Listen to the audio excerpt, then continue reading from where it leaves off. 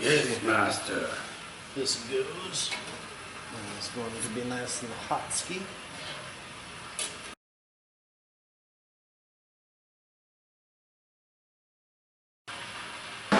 Alright, so everybody, we just doughed in. And then this fun guy here is a Blichmann Autosparge, and this is going to be our first time trying it. As you can see, it's mounted a little interestingly. Traditionally, you want to have it go through the sidewall, the bulkhead of your kettle, but I already had this drilled out, so I thought I'd give this a shot today. We'll see how it works. Hopefully it works well. So, that is definitely...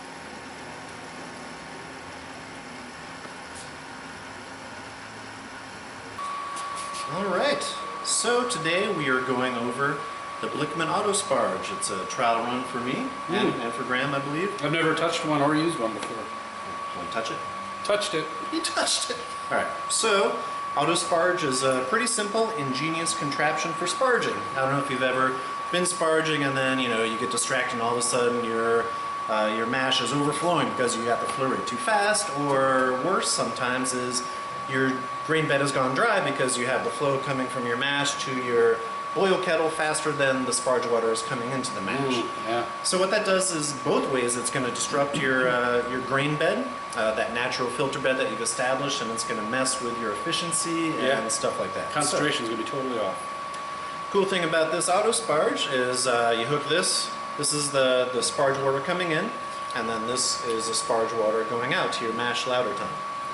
And then this float, once the water gets to a certain level, this piston will engage and it will cut off the flow. And then yeah, just a simple wing nut design right here, so you can adjust the level. But this is meant to go through a bulkhead, through the side wall of a kettle. But I already had this drilled on the top from my previous setup, so all I have basically is an elbow going through there. And then ta-da, it's mounted on the top, but same deal. So if you have a similar situation, or you just don't want to put a hole in your shiny kettle, then just put one on the lid. So what we're gonna do is we're gonna start sparging. Can you see me now? No. No. Can you see me now? Oh my gosh. Okay. We're gonna start sparging. Can you see me now? I can see you. All right. So we've been recirculating through the rims tube. I'm gonna swap this guy over to here, which comes from a hot liquor tank. So we're gonna sparge and then at the same time divert over here. So that means I have to move this over here, which is what I'm gonna do.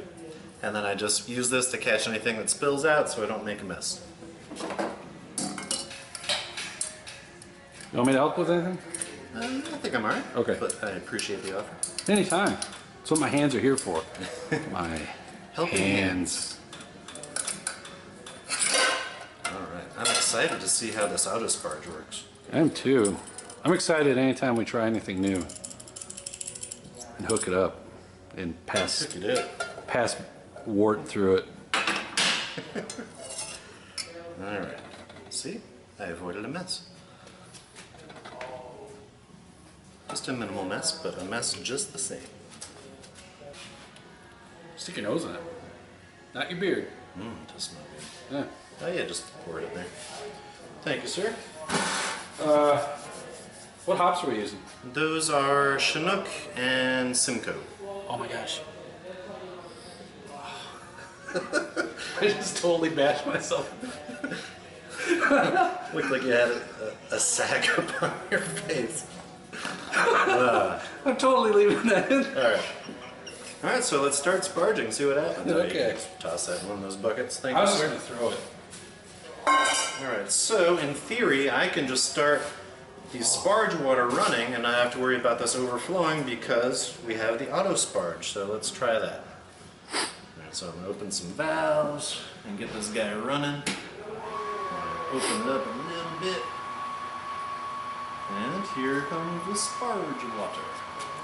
It just went through. Alrighty. So let's take a peek in and see what's happening. Oh yeah, I see some water coming through. Which is good. I don't know if you can see from that side. I probably can if I lower this. Alright, here we go. Autosparge. Alrighty, so This is good to illustrate it, but not good for functionality. Because the hose end is over there. Right. So can you see the sparge water flowing? Yep. Okay, cool. So let's close it down. And you know what? I'm not even gonna start running into the kettle yet. I just wanna, we should be able to hear the pump change its frequency as that gets engaged and it stops flowing. Are we rolling? We're rolling. All I'm right, on you your can beer. see this hose kind of shaking. That's because the Autosparge is engaged. That float has come all the way up, and that piston has closed off the flow of the sparge water, so it's not going to overflow. We're going to have the perfect flow rate. So I'm going to open up flow into the kettle right now of our sweet, sweet wort, and we're Autosparging.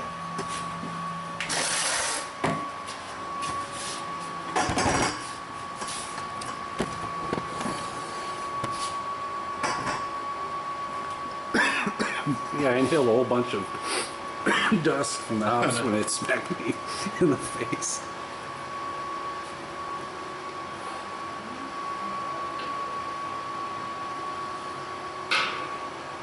Stick it right there. There we go.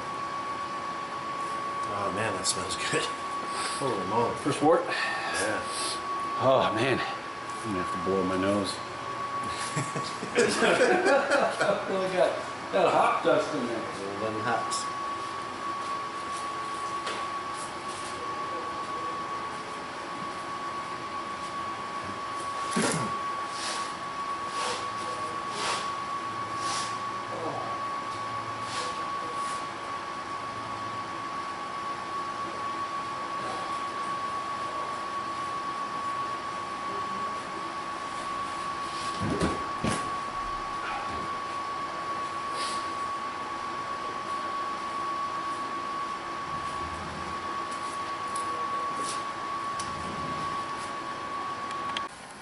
How come this thing is stopped again?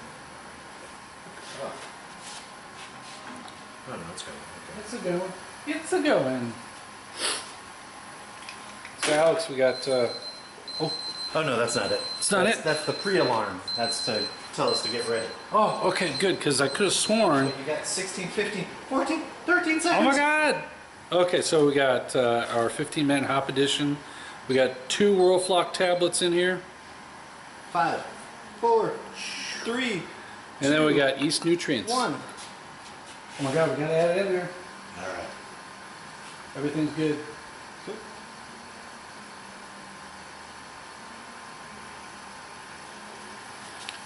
Dunk. I did not smack myself in the face with a hot bag that time. Yay! Progress. I'll take it. Thank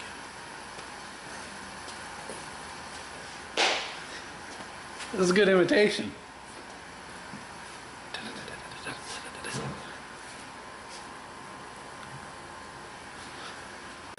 Here we go, hot break.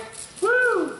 Let me know when you want me to kill the gas, because I don't even know where it's at. Oh, it's over here. It's on the other side, but yeah, we can let it go. I should be able to beat it into submission.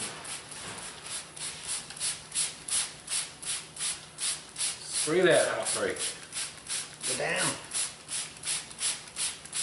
Oh, It's I like think it's you a got bad it. kitty.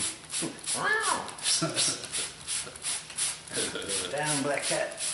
Okay. Oh, right there. It's like whack-a-mole.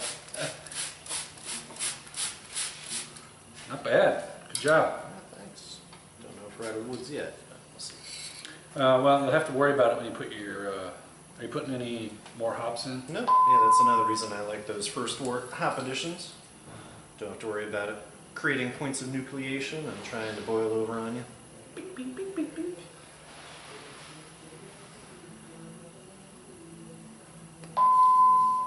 So we're just doing one hop edition, is it? Right now, yeah, and then there's going to be one at 15, I think is the next one, and then one at 5. Oh, so you're doing like a burst, I'm going to burst it. hop flavor and aroma out of there. Yes, sir. Because I want it to be a nice hoppy stout. Hoppy stout. So it's sort of a black IPA, but not necessarily. Yeah, it's somewhere between the two. It's kind of like if you had a pale ale and just add a whole bunch of roast malt to it and chocolate. Yes, kind of. Yeah, Kind of. yeah, that's what he's saying. Either that or else he's imitating the bobblehead doll. Asparagus. No asparagus. No. I'm so tired of talking about asparagus. pH water. pH water. When I pee, I smell asparagus. Why does that happen? Did you have any? Nope. Oh, You should see a doctor. Pre-boil gravity of 1035 and temperature of 135 degrees. Well, that's the pre-boil gravity. Remember, I have like 13 gallons in there, so Oh, it's right. going to boil down. Yeah, it's gonna go up. Yep.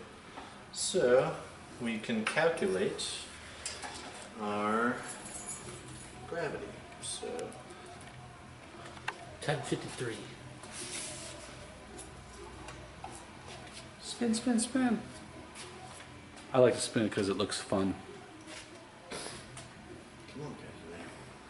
All right. So we have 1050, right? That's what I said.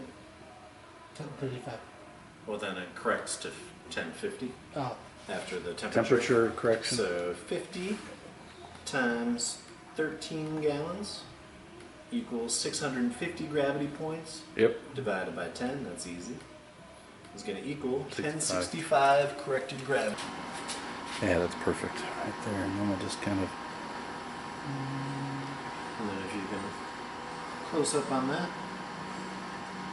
you can see what was 212 degrees. One passed through a plate chiller, had a pretty good flow rate. We're 66, 68 degrees. That's pretty awesome.